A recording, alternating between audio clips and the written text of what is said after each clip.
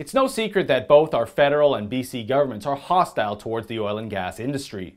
But what I can never comprehend is why John Horgan, Andrew Weaver, the NDP and Greens oppose the low-carbon, clean and renewable energy from the Site C hydroelectric dam, currently under construction near Fort St. John, BC. So I tried asking the Federal Minister of Climate Change, McKenna, how her government feels hydroelectricity projects across the country fit in the overall fight against climate change. What does the federal government believe the role of hydroelectricity is, whether it's Site C or other hydro projects across the country, in providing clean power, especially as we see cities like Vancouver phase out fossil fuels for increased electrification? So you're the rebel media that happens to call me Climate Barbie. I certainly hope that you will no longer use that hashtag. Despite McKenna's attempts to make this about nicknames or tone policing, I felt I had a legitimate question given the government's push to reduce emissions, and since environmentalists have been complaining loudly that the impacts outweigh the benefits in regards to Site C. During the last BC election, John Horgan promised that should he become Premier, he would send the Site C project off for review with the BC Utilities Commission. And when he was made Premier, that's precisely what happened. Now, this past week, the BC Utilities Commission released its much-awaited 300-page report, and the findings are not good for the future of this project. But that has not convinced some scientists who support the project that the BCUC report was presented without bias and with the correct factual analysis.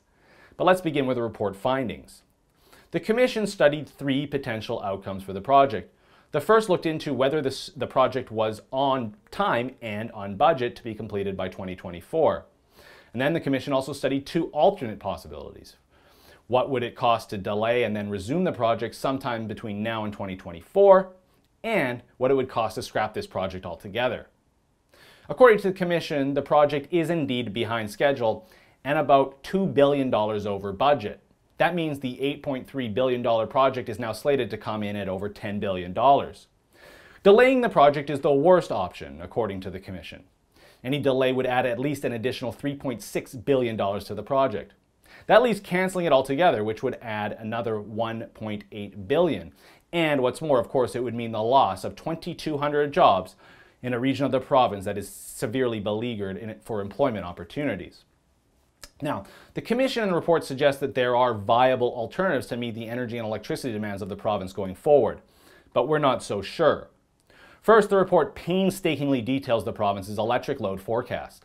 However, the report's forecast does not take into account the fact that all 3 levels of government are pushing for increased electrification as part of its vow to fight climate change. Both the feds and the province are pushing subsidies for electric vehicles and electric furnaces. But amazingly, the report states, quote, "The panel finds additional load requirements from potential electrification initiatives should not be included in BC Hydro's load forecast for the purpose of resource planning," unquote. That appears to ignore some of the most prevalent initiatives to mitigate emissions through increased electrification. Consider the city of Vancouver, for instance, who want to ban natural gas and move to zero emissions. Does the Commission's stipulation on BC Hydro concerning additional electrification load forecasts make any sense to you? Because it doesn't make any sense to us. There are other questions about the Commission's report as well.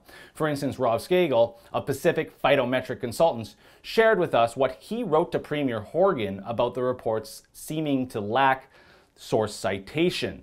Quote, "I was especially irritated at the failure of the BC Utilities Commission to provide explicit identification of those making the significant quotations cited throughout the full report. To my eye, this looks like the same small number of very vocal malcontents and naysayers that have dominated and dogged the review process." He continued, "Their environmental concerns detailed in the full report reflect the continued meddlesome intrusion of foreign-funded environmentalists into domestic Canadian affairs," unquote. So it appears that this report not only ignores major impacts of climate change policy being implemented at all 3 levels of government, but of course, according to Skagel, relies heavily on input from foreign-funded activists. So, now you know why I asked McKenna what I did last Friday. But here, take a look at that now infamous exchange. Can I get a commitment from you that you will not use that hashtag and not use that name in your articles?